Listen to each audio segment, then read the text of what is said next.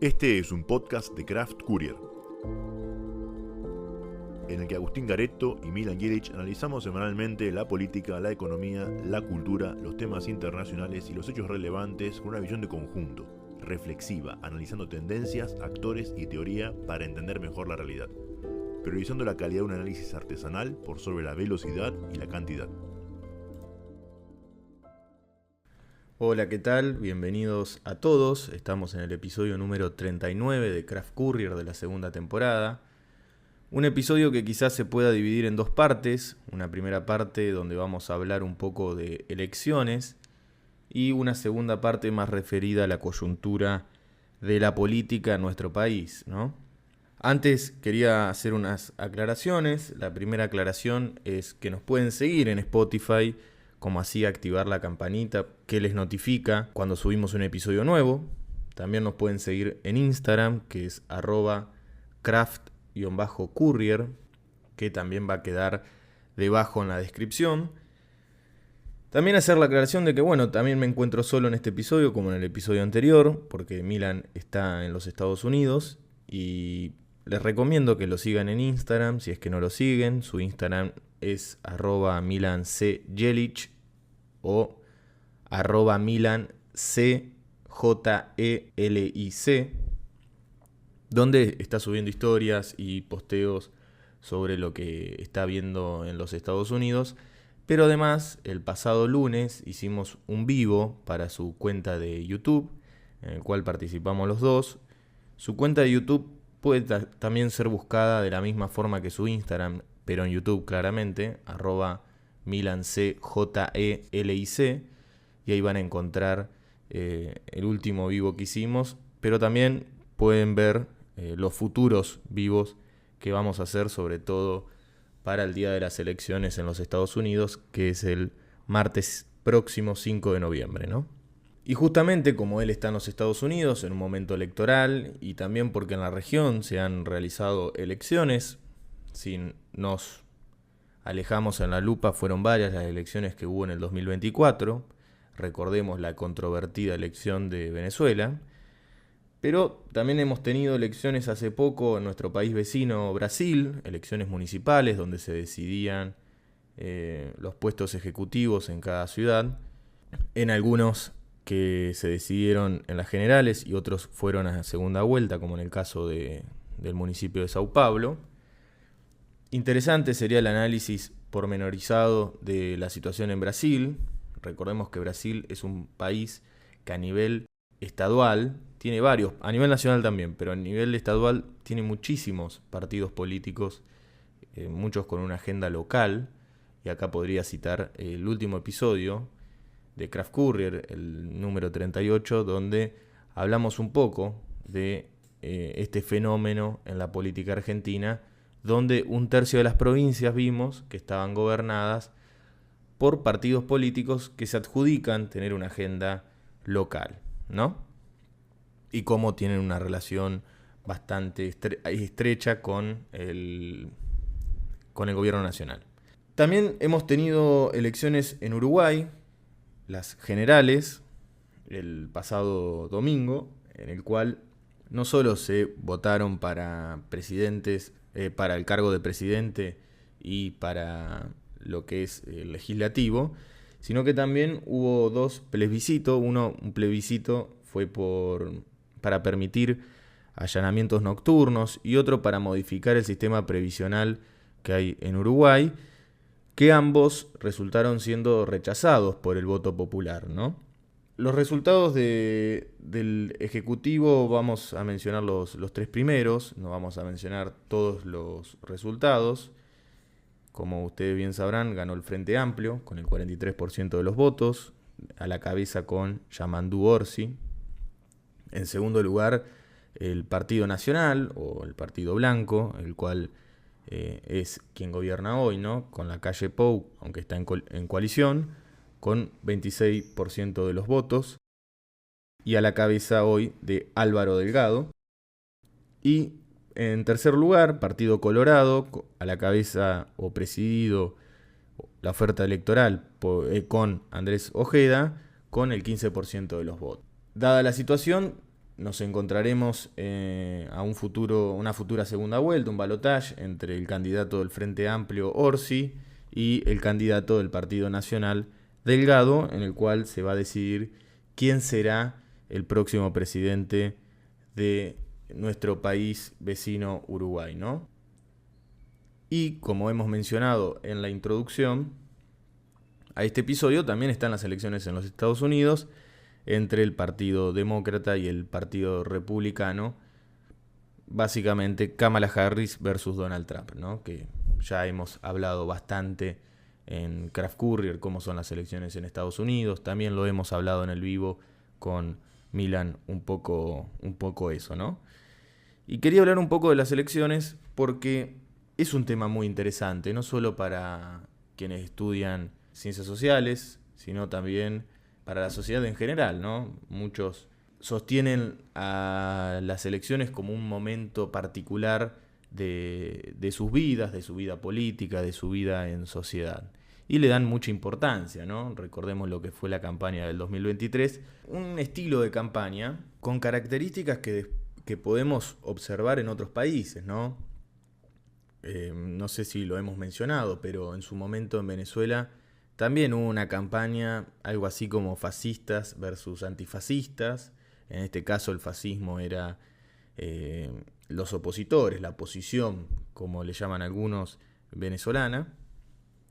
Ahora en Estados Unidos también ocurre lo mismo, donde hay fascistas que vendrían a ser Trump y sus seguidores, y antifascistas, donde está Kamala Harris y sus seguidores, ¿no? Y lo mismo sucedió en Argentina el año pasado. Quizás algunos no lo recuerdan tanto, pero se lo tildaba de fascista a Javier Milei, a tal punto de que Javier Milei ha tenido algún que otro encono con alguien en la vía pública. Recuerdo un video, creo que cuando estuvo en Europa, en el cual unos manifestantes le gritaban fascistas y él se acercó como a darles una especie de aclaración / clase de qué es ser fascista, ¿no?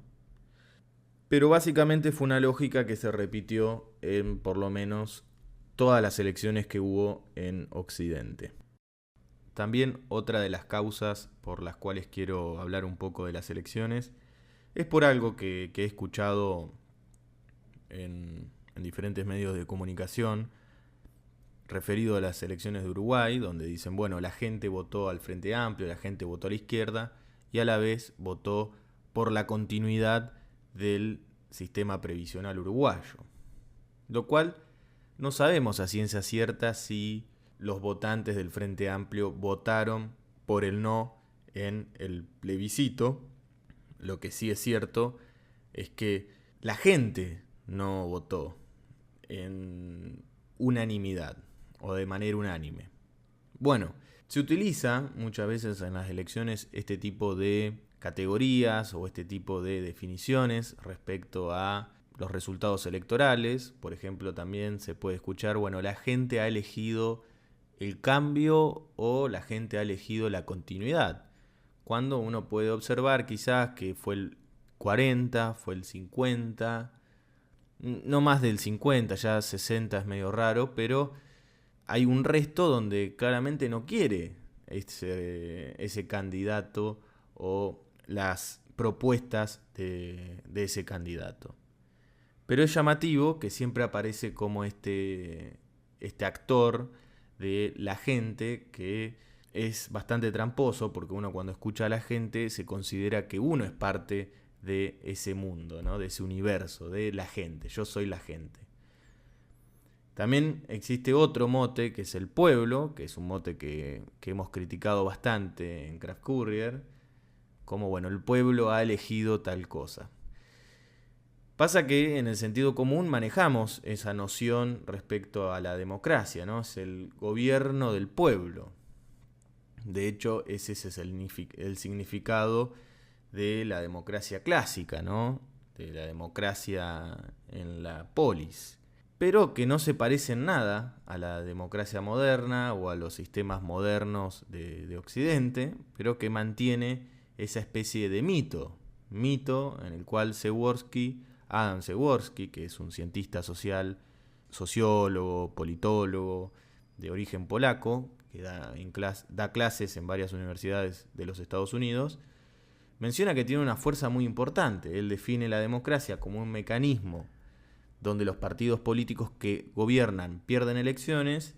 Paréntesis, tarea para el hogar para los oyentes si les interesa este tema, ¿no? Ver en qué provincias de la Argentina se cumple este indicador por el cual Przeworski define la democracia, ¿no? Lo hemos visto en el episodio pasado. Pero también dice que es un sistema en donde el mito del autogobierno tiene una especial fuerza. Además, agrega otras características respecto a la democracia, como por ejemplo es el mecanismo donde es más viable la distribución de recursos. Bueno, es algo para analizar y para comparar con otros regímenes. Lo que es cierto es que hoy en día no podemos definir las democracias simplemente por su aspecto electoral, porque en otros regímenes que uno no llamaría democracias, también hay elecciones. Hemos arrancado el episodio poniendo el ejemplo de Venezuela, pero también podemos decir que en China hay elecciones, en Irán hay elecciones. Hemos hablado de Irán en un episodio sobre el conflicto en Medio Oriente y hemos contado un poco la arquitectura del poder político o del poder público en Irán, y hay puestos que son elegidos. También hay elecciones en Corea del Norte. Obviamente que quizás no son elecciones competitivas, donde posiblemente el gobierno inclina muchísimo la cancha, eso está más que claro, pero las elecciones están, y existe el mito de que uno es quien elige al político o al gobernante que ve en la televisión o en los videos en las redes sociales, etc. Por lo que acá aparece un fenómeno que es el de representación política, ¿no? Esto de yo me veo representado en cierto candidato o cierta persona. Por eso es tan importante esa cercanía entre el líder político y las masas o los individuos en general. Y este mito sigue teniendo fuerza. Recordemos lo que fue la reforma judicial en México, donde los jueces van a ser elegidos por sufragio, por lo cual se sostiene esto de al poder judicial lo elige el pueblo, lo elige el gobierno. Pero hay que aclarar de que, trae ciertas limitaciones o tensiones que son interesantes analizarlas. Por ejemplo, la política se vuelve muchísimo más cara, sobre todo cuando llegar a un público a través de medios digitales es complejo si no se tiene un gran aparato comunicacional o grandes cantidades de dinero para destinar en la difusión de esos videos. Y que la política se vuelva cara, no hago referencia a racionalizar esto, sino de que, que aparecen intereses privados, que aparecen en todos los regímenes políticos del mundo. Argentina no es la excepción en esto. En algunos son más transparentes, como en el caso de los Estados Unidos, en otros son más opacos, como en el caso de Argentina, pero tampoco Argentina podemos decir que es el país más corrupto del mundo. Hay países vecinos donde quizás en este punto nos ganan. También hay que aclarar otra cosa. Las reformas o las probables reformas en materia de esto, tenemos que evitar que los intereses privados invadan a la discusión pública, ¿no?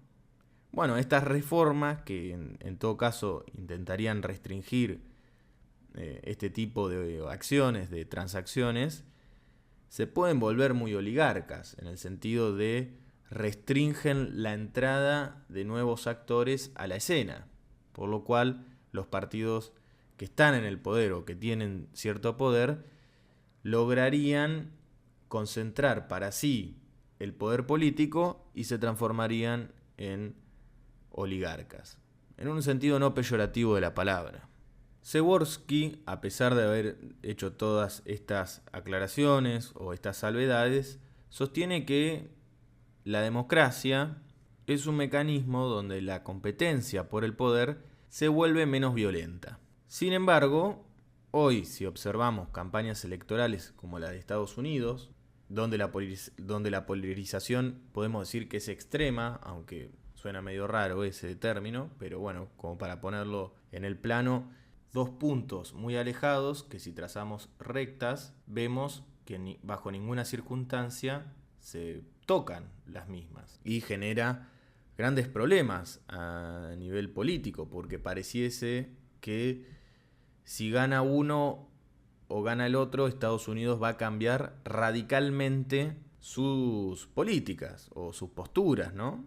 Lo mismo que ocurrió en la campaña del 2023 en Argentina. Recordemos que las elecciones pasadas en nuestro país se presentaron como un cambio definitivo para ambos lados.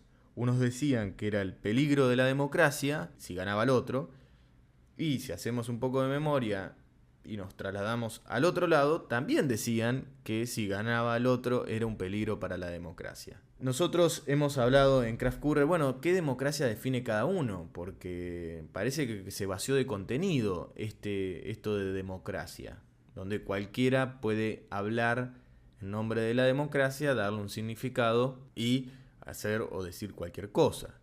También sucede lo mismo con la categoría fascista, que se vació de contenido y hoy cualquier cosa es tildado de fascista. Y lo mismo podemos decir respecto al episodio que hemos hablado del peronismo sobre el 17 de octubre.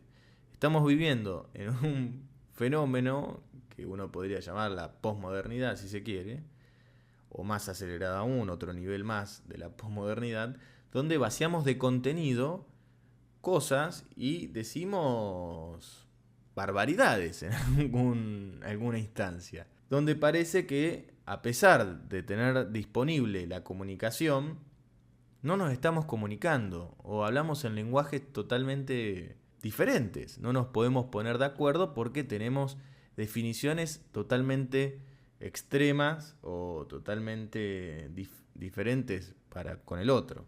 Y en toda esta red de confusiones, o algunas a propósito y otras no, está la política, ¿no? Y está la discusión por el poder político, que en el caso de los Estados Unidos se ve mucho mejor, pero también podemos ponernos nosotros en este ejemplo, porque podemos dar cátedra respecto a la lógica grieta en Argentina desde hace mucho tiempo.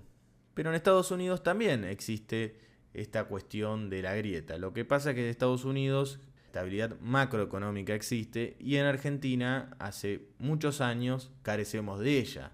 Por lo tanto, al estar en medio de una crisis económica y también en una crisis política, es como que todo es peor. Y también creemos que nuestros problemas son los únicos en el mundo. Pues no, en casi todo Occidente, excepto en algunas sociedades demasiado homogéneas y también demasiado pequeñas, esto no ocurre, aunque obviamente tienen otros problemas, porque todos tenemos algún que otro tipo de problema. Pero retomando con el tema de las elecciones, podemos decir que es importante, que es un momento muy importante para la sociedad, donde los individuos consideran que tienen un peso relevante en la misma, es decir, tienen una fuerza de asociación, si se quiere. Consideran que su existencia tiene cierto valor y que sus acciones también, el hecho de ir a votar. Y también el hecho de no ir a votar, porque aquellos quienes creen en los países, sobre todo en los países donde no es obligatorio votar, consideran que lo que están haciendo es revolucionario. Y esto es muy interesante porque si pensamos en sociedades donde la discusión política, por ponerlo en esos términos, está restringida, bueno, probablemente no sea la manera en la cual hacerse escuchar, sea por medio de las elecciones o por medio de no ir a votar, sino por el medio de las armas, es decir, por medio de la revolución. Recordemos lo que fueron las elecciones del 2003, donde se expresó esta idea del que se vayan todos, donde los resultados fueron muy fragmentados. Néstor Kirchner llegó al poder con 22% de los votos. Está bien, luego se bajó Menem de la segunda vuelta, ¿no? Pero un número muy bajo. Pensemos qué hubiera pasado si no existiese este mecanismo, ¿no? La crisis del 2001, que hoy está puesto muy en boga respecto a los dichos del presidente de la nación. ¿Qué hubiera pasado si no hubiéramos tenido cierto arreglo institucional o ciertos mecanismos institucionales para orientar la acción de la sociedad, por decirlo de esa forma, ¿no? Por lo tanto, tiene un gran valor la democracia, un valor que merece ser respetado y estudiado y valorado, obviamente sin dejar de lado que siempre se puede mejorar. Y ahí están los grandes desafíos, porque como todo sistema político, como toda forma de gobierno o mecanismo, tiene sus limitaciones, por lo cual existe un desafío en donde se puede ir mejorando esto. Lo que no es cierto, y uno lo puede contrarrestar con datos empíricos, es que las elecciones o la legitimidad del poder en base al pueblo está en peligro, porque todos los regímenes políticos actuales, modernos, se basan en eso, incluso los autocráticos. Es decir, nadie o son muy pocos los regímenes políticos que podemos encontrar donde uno apela a otra cosa que no sea la sociedad o el pueblo. Por lo cual es falsa esa idea de que eso está en peligro. Pueden estar en peligro otras cuestiones, que ya no tiene que ver con esto, pero que sí son importantes y que son perjudiciales para la vida en sociedad, pero también deberíamos repensar qué es la sociedad hoy en el siglo XXI, sobre todo después de la pandemia. Es decir, hay que hacer una especie de catarsis, si se quiere, respecto a estos conceptos, a estas ideas. También tener en cuenta que cuando uno está en un papel de querer interpretar la realidad, maneja ciertas definiciones que no son las mismas definiciones que uno podría llamarlas políticas, ¿no? Los políticos, obviamente, en ese afán de atraer a votantes, porque es la manera en la cual llegan al poder, utilizan los conceptos de una manera bastante rara o que carece de cierta lógica, coherencia o racionalidad incluso. Bueno, tenemos que tener en cuenta eso. Ellos están en una competencia por el voto. Enhorabuena, porque si no fuese así, si no existiese este mecanismo, buscarían llegar al poder por otros lados, por otros medios. Solo basta mirar un poco hacia atrás para ver cómo la Argentina ha logrado dar una respuesta a ciertos problemas que ocurrían en su momento, apelando a ciertos sectores de la sociedad para que tomen el poder, para que asalten al poder y terminar así con la discusión política. Por lo tanto, el tema de las elecciones son muy importantes, como así también la de los partidos políticos, y seguramente vamos a hablar mucho de esto en los próximos vivos con Milan, y también quizás hagamos algún que otro episodio en el verano próximo, ya que si bien no vamos a hacer un análisis político actual, vamos a intentar hablar un poco sobre otros temas, quizás no coyunturales, como para entretenernos en el verano. Ahora sí, vamos a hablar un poco respecto de la coyuntura en Argentina, antes de finalizar este episodio. Una semana convulsionada, porque por un lado hubo ciertas noticias muy positivas respecto a la macroeconomía del país.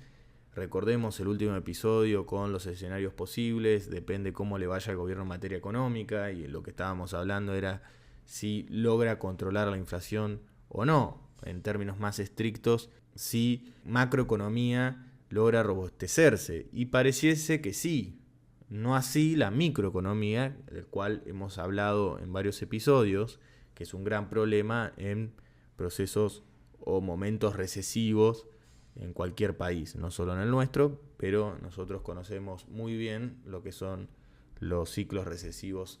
Pero, repito, parece que todo está encaminado, por lo cual esto se ve reflejado en ciertas encuestas de opinión respecto a la imagen del gobierno, donde ha logrado recuperar parte de aquellas ideas negativas o aquellas valoraciones negativas que hubo en los últimos meses respecto a la imagen del gobierno. Veremos si esto se logra mantener, si se va a mantener estable el gobierno, esta especie de B corta que tuvo en su imagen, o si va a ser una especie de, bueno, un mes estamos arriba y un mes estamos abajo.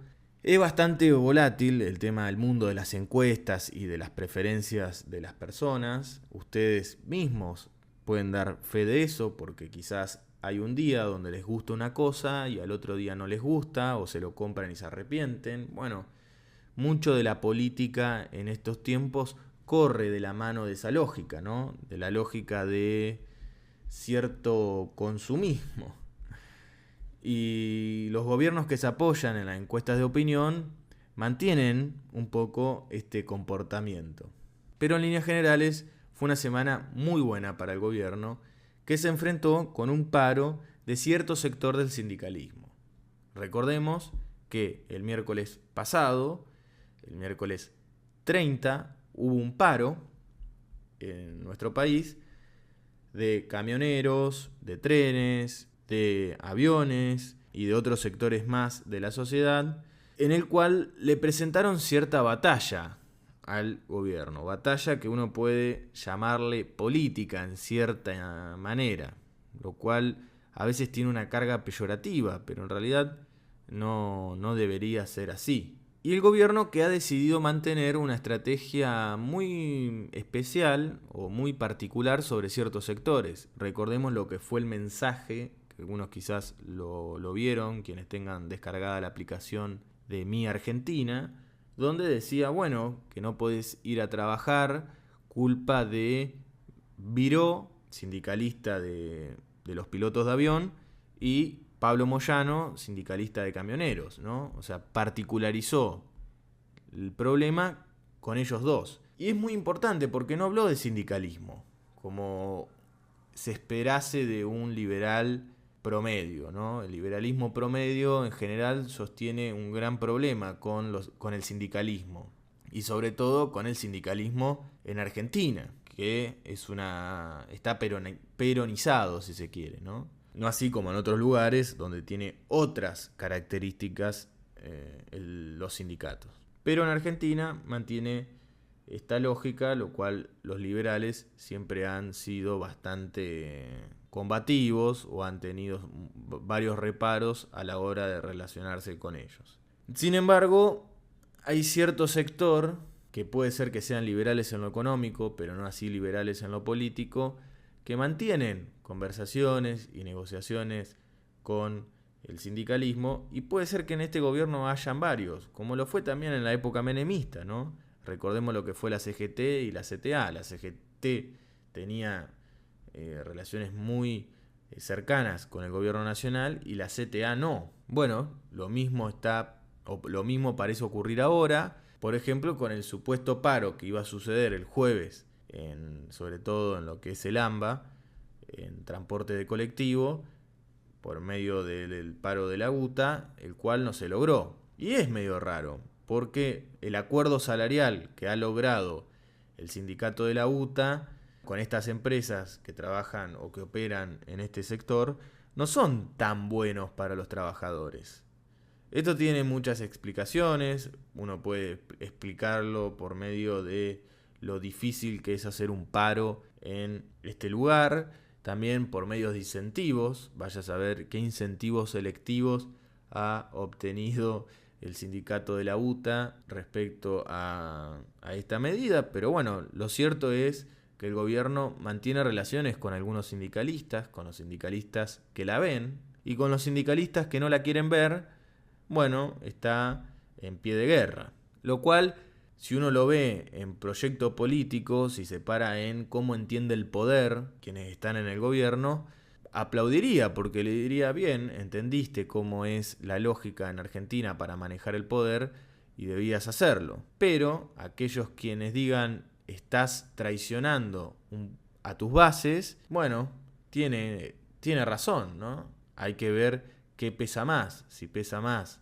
la persistencia de un proyecto político o si pesa más una cuestión que no lo voy a decir no lo estoy diciendo de forma peyorativa, que es la moral, ¿no? O Sí, la carga moral valorativa de ciertas promesas de campaña. Por otro lado, también el gobierno ha echado, si se quiere, a la canciller Diana Mondino en un momento bastante llamativo, ¿no? Porque fueron una votación para el rechazo en la ONU respecto al bloqueo económico de Estados Unidos hacia Cuba, el cual está generando problemas a los ciudadanos cubanos muy importantes. Y básicamente todos los países votaron en contra del bloqueo, es decir, a favor, excepto Estados Unidos e Israel.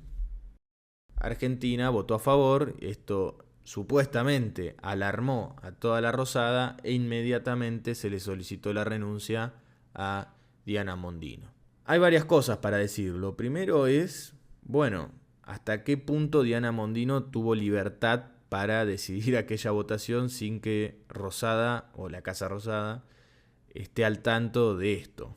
Eso es lo principal. ¿Por qué? Porque el gobierno mantiene cierta estética, por lo menos, unidireccional, ¿no? Estamos todos arriba del barco y todos vamos al mismo lado. Y sobre todo en figuras tan específicas como, por ejemplo, la de Diana Mondino y la de Toto Caputo. Es decir, nadie creería que estos dos integrantes del gabinete o de la arquitectura de gobierno del Poder Ejecutivo tengan agenda propia. Distinto uno podría decir de Victoria Villarruel o de Patricia Bullrich o de Adorni o de Luis Petri, ¿no?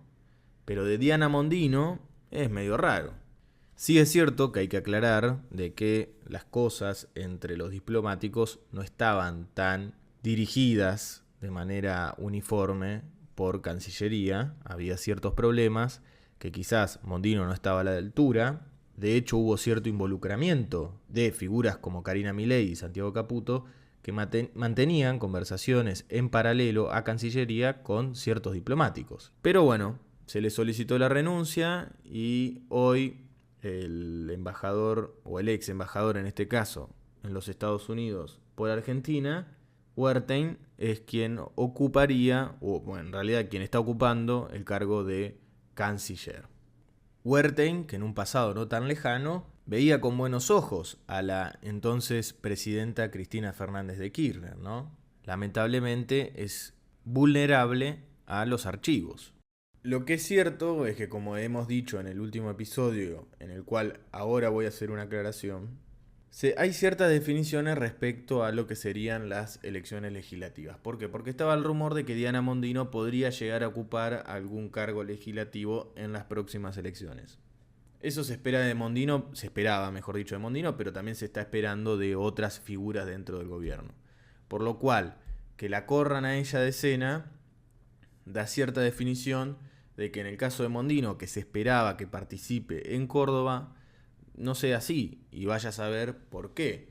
Eso no lo sabemos, pero vamos a tener que prestar atención cuáles van a ser las ofertas de La Libertad Avanza en Córdoba. Y hay que, en serio, prestar atención ahí por la relación que tiene con Yarlora, con el gobernador, el cual en esta semana se ha reunido Javier Milei antes de expulsar a Mondino de Cancillería. Ahora sí quiero hacer una aclaración respecto al último episodio, si es que lo han escuchado. Yo he hablado de que, bueno, el peronismo parecía que estaba en un proceso de selección de líderes de una manera diferente a lo que había ocurrido en otros partidos políticos, como por ejemplo el PRO. Pero bueno, se lo ha corrido a Quintela de la carrera para presidir el PJ. Hasta ahora la información es que María Servini de Cubría, quien era la jueza encargada de decidir qué hacer con el tema de la interna en el PJ, le dio la razón a la pata de Cristina Fernández de Kirchner, si se quiere, o la facción de Cristina Fernández de Kirchner, por lo cual hasta ahora Cristina Fernández de Kirchner sería la única lista en condiciones de participar en las próximas elecciones para presidir el PJ, que se van a llevar a cabo el próximo 17 de noviembre. Por lo tanto, la selección de líderes del PJ a nivel nacional no difiere mucho, por ejemplo, la del PRO, que habíamos hecho la diferencia en el episodio pasado. Cosas que en la Argentina superan a ambos lados de la grieta, aunque hoy quizás ya no tiene tanto sentido hablar de la grieta Cristina versus Macri. Sin embargo, estamos ante la expectativa de lo que vaya a ocurrir en Estados Unidos y todo está centrado ahí. Por eso este episodio quizás fue un poco más leve en lo que es análisis político y más que nada anotaciones respecto a determinados temas. Pero antes de irnos, mencionar un caso que está ocurriendo en Bolivia, y justo que estamos hablando de democracia en este episodio. Bueno, hay momentos de violencia política en Bolivia. Recordemos lo que fue hace no tanto en Bolivia con lo de Luis Arce y un golpe de Estado, un intento de golpe de Estado. No hace tanto también denuncias sobre Evo Morales, denuncias penales, donde se lo acusa hasta de abuso sexual. También un intento de asesinato, donde han disparado a un auto en el cual Evo Morales se estaba trasladando. Y ahora, justamente hoy, el 1 de noviembre, han tomado una región de Bolivia, ciertos seguidores o ciertas personas que responderían a Evo Morales, y tienen tomado a 20 militares de rehén. Por lo cual, Bolivia, que no es catalogado como una democracia en el sentido estricto en la región, más bien es un híbrido, hoy vuelve a estar en el ojo de la tormenta a nivel regional y veremos cómo continúa esto si es que sigue escalando. Por lo pronto, muchísimas gracias por haber llegado hasta acá, por habernos acompañado, y nos encontramos en el próximo episodio, que seguramente estemos hablando de qué nos dejó las elecciones de los Estados Unidos del próximo martes 5 de noviembre. Muchísimas gracias y nos vemos la semana que viene.